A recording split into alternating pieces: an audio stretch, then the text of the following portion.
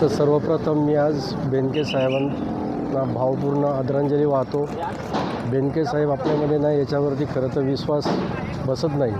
1985 पासून तर आजपर्यंत मी बेनके साहेबांच्या बरोबर राहिलेलो आहे।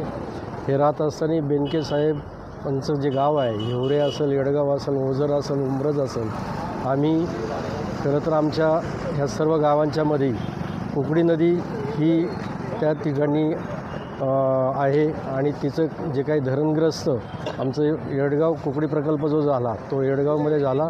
आम्ही सर्व वल्लभशेठ असतील, आम्ही धरणग्रस्त असल्यामुळं धरणग्रस्ताचे सगळे प्रश्न वल्लभशेठला माहिती असल्याकारणाने जो पाण्याचा महत्त्वाचा जो प्रश्न होता, पूर्वी किटीवेर कुकडी प्रकल्पाला झाले नव्हते, धरणं बांधून पूर्ण झाली होती।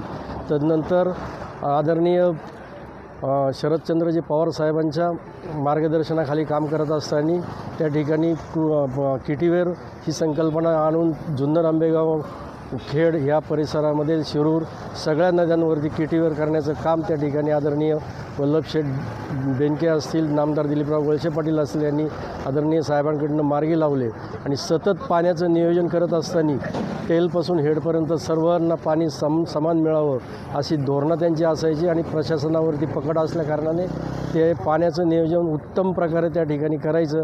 आज ते नाही, त्यांची खंत या ठिकाणी आम्हा सर्व कार्यकर्त्यांना आहे, आम्हा सर्व तालुक्यातील आम जनतेला आहे। मी त्यांच्या जाण्यानं त्यांच्या कुटुंबियांना जे दुःख झालेलं आहे ते दुःख सहन करण्याची शक्ती परमेश्वर त्यांना द्यावी। त्यांच्या दुःखामध्ये व्यक्तिशः मी असेल, माझं कुटुंबीय असेल, येडगाव आणि गावातील सर्व संस्थांच्या वतीनं, सर्व कुकडी प्रकल्पातील धरणग्रस्तांच्या वतीनं भावपूर्ण आदरांजली वाहून या ठिकाणी थांबतो। धन्यवाद।